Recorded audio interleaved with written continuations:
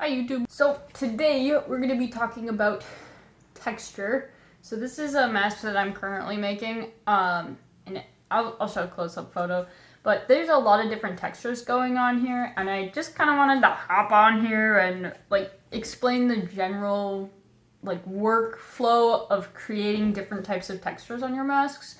Because a lot of what I see, when I'm looking on Etsy at some of people's other masks, is there tends to be two main types of shading, and I assure you there are so many more ways to shade your masks than just blending or not blending. So I wanted to show you some of those. If you want to do fur, hair, scales even, all sorts of cool stuff, feathers, and yeah, so let's get into that. What I got going on here is just a piece of watercolor paper. I'm going to show you with pen first the techniques that I'm going to use. So the first ones I'm going to go off of are the ones that I've used on this mask. So you can see that I've got some furry feather type things going on. I've got some shadows, dripping, this cross hatching, and some smooth blending. As well as a lot of different highlights to show like 3D effects for the whiskers. The eye ducts are a little bit more like 3D. There's some depth to them. And then along here there's another type of like feathering. So we'll go through that. The first one I'm going to touch on is hair, feathers, and other like streaky types of shading. So I'm going to we'll do just a tuft of fur to kind of show that. Make sure you can see that on the camera somewhat. Here, let me move it a little closer for you. There we go. Okay, so here's my tuft of fur. My favorite way to shade things like this in pen with paint, colored pencils, anything really, is to start here and do streaks, and then towards these edges of the shape that you're shading, there'll be more and they'll go longer. So you do long wispy lines and you kind of follow the different shapes. So I've got three little bumps here. So at the center of those, I'll kind of come in, and you can see that there's some shapes starting to show through. And then towards the center of the shapes around here, here, and here, that's where it's going to be mostly highlighted. So I'm not going to want to put any sort of dark lines there. If you want, you can do like really light ones like that and just add a little bit more texture in there. But overall, you want it to be the darkest where it's the deepest and the lightest where it's the highest. So that's what that kind of looks like with pen.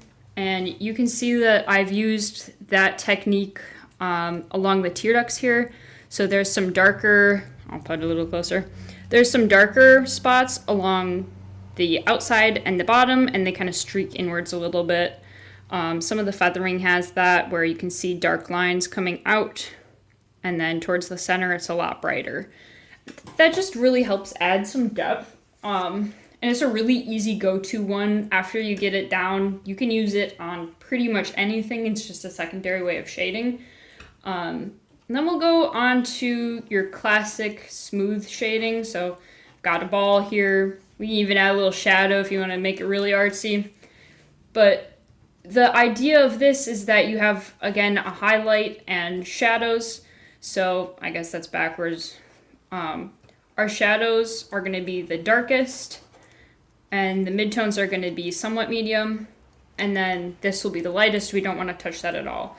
And when you're doing smooth shading, it's kind of difficult with a pen. But the idea is just that you want to blend pretty evenly all the way to the highlight. And that creates really smooth types of texturing. It looks very plasticky, soft. There's not your skin is very soft looking, so there's not a lot of bumps or hairs or anything like that. And that's kind of how that texture ends up turning out. You can see along here too, I didn't do much hair, so it's got a lot of smooth shading where it's darker down here and just kind of lightens up. So that's good for anything that's going to have really short hair or fur. This one doesn't have scales on it, but I did want to kind of show how to do scales. So I'm going to get a really basic scale shape here. And then for scales, the highlight's going to be kind of like right here and the very end of this. I'll show a picture of scales just because I'm not using a reference right now. But the idea is that in between the scales is going to be really dark, and kind of around the scales. And then these will be the highlights, so around that will all be midtones.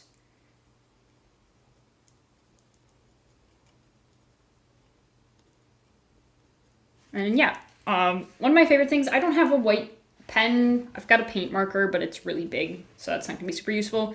But one of the ways that is really nice to kind of highlight any shapes you're doing, such as scales or anything like that, is to just take a white and go like right around the rim of whatever you're working on it. It really makes it pop. So you can see I've done that at the very tips of these feathers, the eye ducts. Those are all like really vibrant highlights that just kind of accentuate the edge of whatever you're working on. Oh, I didn't show that one on camera, sorry. Right there, got some. So any of those like outer edges that you really just want to kind of pop out really helps. And that's going to be the only time, at least, you know, if you're going off of this technique, the only time you're going to really want to use pure white. So even like his white muzzle has a lot of purples and blues in it. And this is the only pure white is in these highlights. And that's what keeps it like balanced, is that it's not super white. So then those white spots really pop out. There's a good contrast there. All right, I'll stop blabbering. Moving on. We have more specifically feathers. So this could be used as feathers, but when I do like smaller, more owly feathers, like along here, not sure if that's going to focus or not. They're very much like scattery small textures, and it's kind of hard to do with a ballpoint pen because I use a square brush to do it. But the main idea here is that you're going to start with a base, and then you're going to add little strokes of each color that you want melded in there. So this one is just a light brown and a black, and that's the only two colors that I've done there.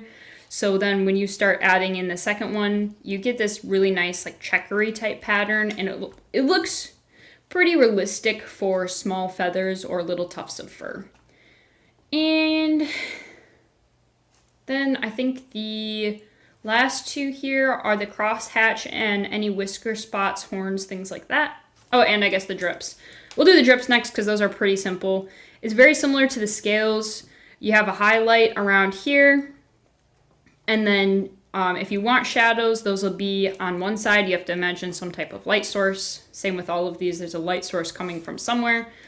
I'll add a shadow coming away from the light source, whatever's behind the light source. And then up here will be our highlights closest to the light source, and this will all be midtones.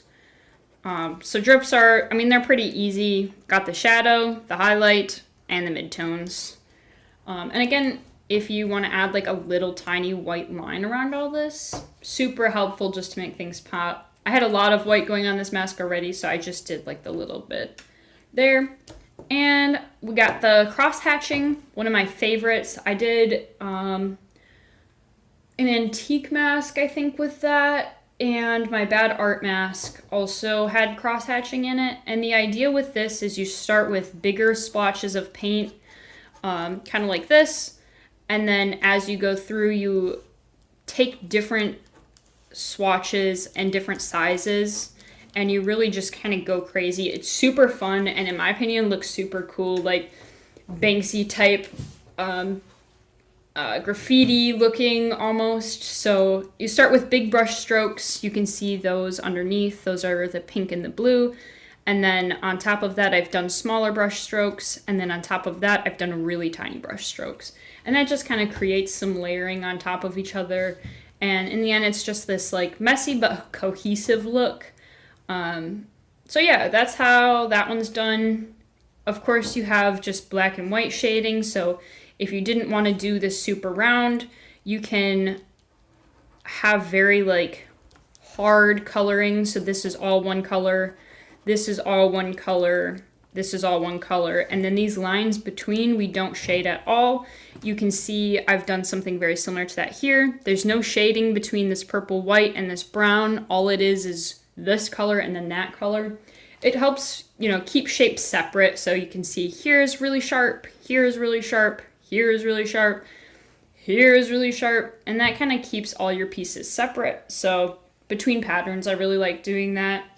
And you can change this shape too. If you don't want to have it be just round, you can divide things by you know, sharp edges, so I could have done like that, and it would almost make this look like it's kind of like over the top of the other one. You can add shadows behind that.